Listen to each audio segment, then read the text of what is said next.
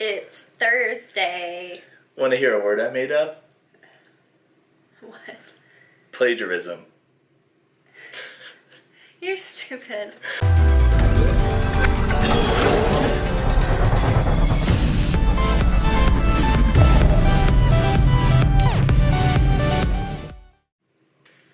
Okay.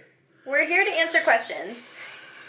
We did a midweek check-in last week, and so we wanted to do that again just as motivation or answering questions just to get you boosted through the weekend. And so we'll go through that, right? Anything else to say before we start? I just wanted to tell Josh that I ate chocolate chip cookies 3 days this week, but I made them fit my macros. So I'm okay with that. You had to do a little bit of guesstimating, but we always guesstimate over. First we'll cover that because people were talking like how close should I get to my macros? And if you're making all your own food, weighing it out, doing it yourself, I say like within 5 of protein and carbs and within like 3 of fat. There's errors on labels. Stuff isn't mixed correctly when you grab it out of a bag and when you pour it out, whatever. So, there's a little leeway and that kind of stuff. But in general, like get close to them because you want to be consistent. Now, we had catered lunch every day this week except for Monday, and then there was like a catered breakfast. So there's catered food every day this week. So I partook every day. And a lot of the times I looked up their menu and was able to pull stuff off their menu to guesstimate. But on those days, I go about 5 under my fat on purpose because there's just a lot more fat in things. Even when you're guesstimating, I feel like you always guess under on fat. And then sometimes I'll go like 10 under on carbs. And protein, I don't really usually go under on purpose, but I might go 10 under on those as well. So it's kind of like a built-in buffer there. If at the end of the night, if I was like 20 under on fat or carbs or something, I would do something to try to bump that up a little bit more. But like when I end my night and I'm, 10 under on carbs, I'm just like, okay, that's good. I don't need to like try to get it because I had to guesstimate. So lots of people had questions about, what happens if I overeat or what happens if I undershoot my macros. Not necessarily on purpose, but just because you're not going to force yourself to eat. And I get that, especially women. I think in the past I've always thought, well, this is my recommended amount, but if I eat less, then that means I'm going to lose weight. Like, no, it doesn't work like that. No. And I think some of you can attest to that. Some of you gave us your macros and we bumped them up a good bit. And I think a lot of people said they've had success with those higher numbers. In fact, one of our clients just texted us and said, with all this food I'm eating, am I supposed to be gaining weight because I'm losing weight? So just let you know, and they're supposed to be losing weight. So they're doing fine. They're doing great. Less is not always more. So if you So Melissa, you're doing great. Yeah, if you have numbers, I think it was... Don't worry about names. Yeah. Anyway, so... if you have numbers, hit them. Even if you have to force yourself to eat a little bit. I know it feels weird. It was Daniela. There we go. And she just said that she was eating way under. Right under, like 300 to 400 calories under. And unfortunately, if you keep doing that, you have no baseline to go off of if you ever want to change your macros to be a little bit different, or if you need to change them. That's why I use that mile analogy. So that'd be like you practice for running a mile timed, and then every day sometimes you stop short of your mile and you're just like, I'm just not gonna run my full mile today, so like that wouldn't be good practice for running the mile if you didn't run it every time. Weighing every day, I want to talk about this. I talked about it on the Shredding for Your Wedding, but some people probably didn't see that, so I just want to talk about it. Weigh every day. The scale has nothing to do with your worth. It is a tool like a stopwatch is for timing your run. You need to use it as a tool to determine if you're going in the right direction, as trending. I'll tell you this. Trending line. I'll tell you this. Whenever I was doing, when I upped my macros on Sunday, the ones I told y'all about on Monday that I had upped my macros, that next day I weighed 2 pounds heavier than I did that Sunday. And so a lot of people would freak out and just lower their macros back down again. But I knew with increased carbs, I was going to hold more water, fill my muscles more. So I stayed with it. I now, on Thursday, am less weight than I weighed that Sunday by at least a pound. So I'm already trending down again. So there was an initial spike, but I'm on my way back down, and I'm eating way more food than I was eating before. So was I fine to just keep going? my old macros, yeah, I was fine, but I'm eating more food and I'm still losing weight. And when you don't have some like reason to like really stress your body to get to some goal, eating as much food as possible while still losing weight is the best for you, because you keep your metabolism going well, and you're not shutting down your system because you start starving yourself. So that kind of leads into the next portion. Somebody asked, when do I reassess my macros? And the answers kind of vary. It varies if you're cutting or if you're bulking. Right. So if you're cutting and you are following that trending line and you're weighing yourself every day, and for some reason you just stuck, and you're stuck for more than 2 weeks, this is my go-to. If you're stuck for more than 2 weeks, then yes, absolutely. I'd say a week. If you're trending down and you're like consistently hitting your macros and all of a sudden your weight stays the same for a week, and you're not a female that's going through your time of your month. Yeah, going through that time of the month. That's why I said 2 weeks, is because women, if it's your time of the month, then give it 2 weeks rather than one, because guaranteed you're probably just holding weight, and that's just what our bodies do. Right. So then either bump up your cardio, maybe give yourself a refeed day with like an extra 50 carbs, and see if that can like just push you over it if you were, studying, or drop your carbs by a little bit. Not drastic, maybe 15, maybe lower your fat by 3 or so, or a combination of those, and then see if that kind of gets you moving again.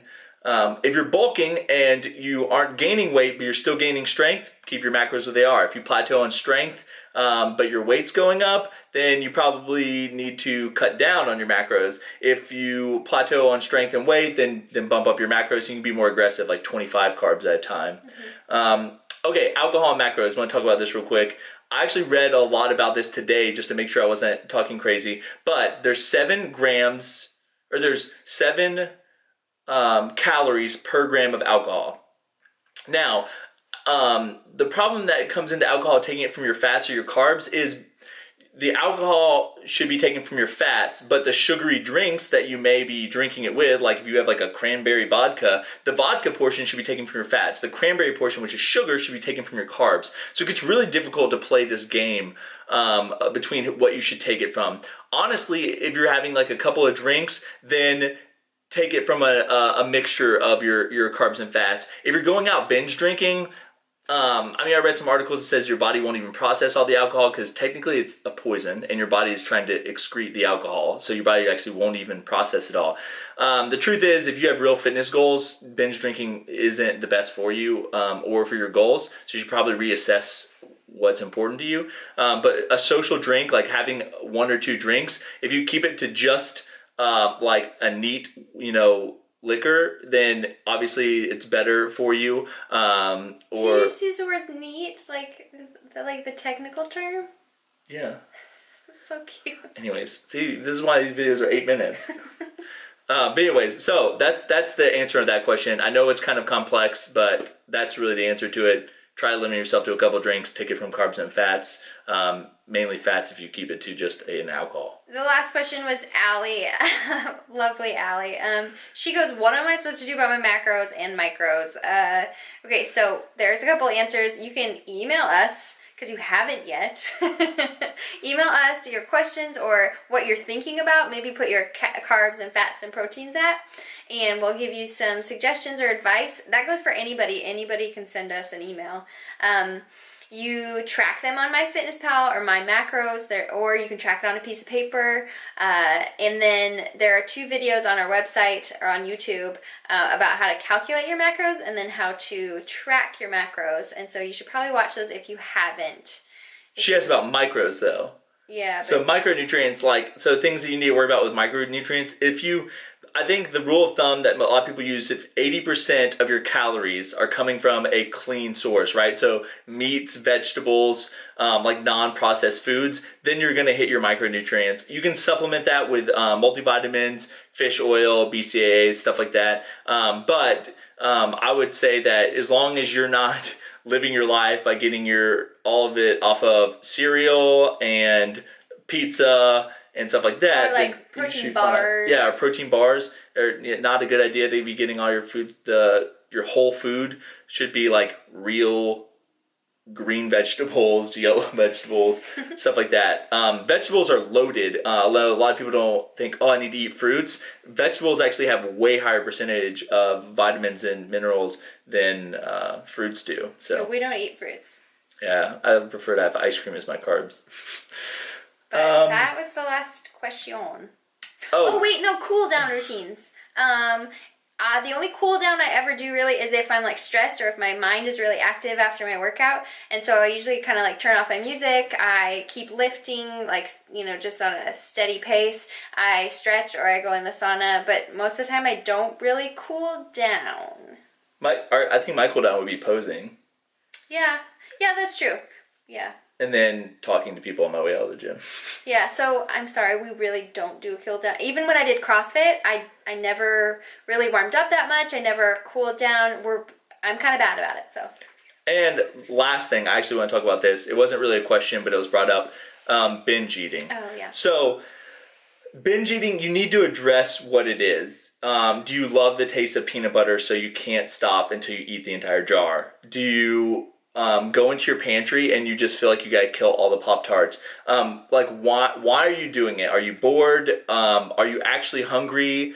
Are you stressed? Emotional? Yeah, you need to find the reason that you're doing it, and then you need to create barriers to keep yourself from doing it. But honestly, the way to do it isn't to hide from that issue. It's to confront that issue. I can't have Pop-Tarts in my house because I just want to eat them all. Then you need to just remove Pop-Tarts from your house, probably. From your house, not from your life. Like, the second that you say no about something, about a certain food, that's the second that your mind is like, oh, let's go eat that. And truly, that's how my mind works, and I believe that's how Brad does. He's never really, restricted a food. Right, so, if you knew that you had that problem with ice cream and you were buying ice cream for a party, send the ice cream home with someone else, because there are people that we have ice cream in our fridge, and that doesn't mean I'm going to pillage the entire bunch of ice cream. So maybe when you do have those opportunities to have them in your house, then also find an opportunity to get rid of them. I know our Oreos that we buy and try, we give them to friends. We pawn them off to a bunch of different people, so it's not like someone takes the whole package. But if you're finding after a while that it's really not stopping and it's really due to emotional issues, or you just, for some reason, you can't stop, I went to counseling for it, and it did a phenomenal job. So that's always an option too. I know people are hesitant to go to counseling, but I think it's great. So I know it's cheesy, but sometimes you have to think about, is the temporary satisfaction of that food really worth, maybe how much it's going to affect your macros or even its effect on your body. I was telling Aubrie, the Monday lunch, even though I made it fit my macros, there was so much fat in those meals that it was not worth it. Mm-hmm. I looked back at it and I said, it didn't even taste that good. And now I'm going to have to eat egg whites for dinner to make my macros fit, which I ended up enjoying my egg whites. I made an omelet and stuff. So it was fine. But just the whole idea of it stressing you over to that boundary, sometimes it's just not worth it. And you just have to look at it and say, why is this have such a power over me? Why is this chocolate bar, why can't I say no to this chocolate bar? Yeah. It's weird, and I know it's difficult. So sometimes you just gotta take a step back and think about it. And I know a lot of times you don't, because you're just oh, I want that so bad. But just take a step back and think about it. Maybe it's just, hey, I need to break off a piece, and I gotta tell myself I'll have another piece tomorrow. So just try to put things in place. I know if I was struggling with it, I'd probably tell Aubrie hey, don't let me kill this entire box of cereal. And so if I got the cereal out, she's like, hey, what are you gonna do? And I was I'll just have a bowl, and then that's my check. She wouldn't let me kill the whole box of cereal. So even though if I wanted it, I'd do because it. I would eat it too. Then I wouldn't be able to kill the whole thing because I would be sharing. I was sharing with you. Okay, that's all we have. This is a long video, longer than I wanted it to be. We're gonna go grocery shopping now. You have a great weekend and keep killing it. This is how you should dance if you go to the club. Hey. Hey. My wife told me to quit being immature. I told her to get out of my fort. Brad has the stupidest jokes, and he thinks they're so funny. Hey, what's green and fuzzy and will kill you if it falls out of a tree? I know this one. A pool table. You're stupid.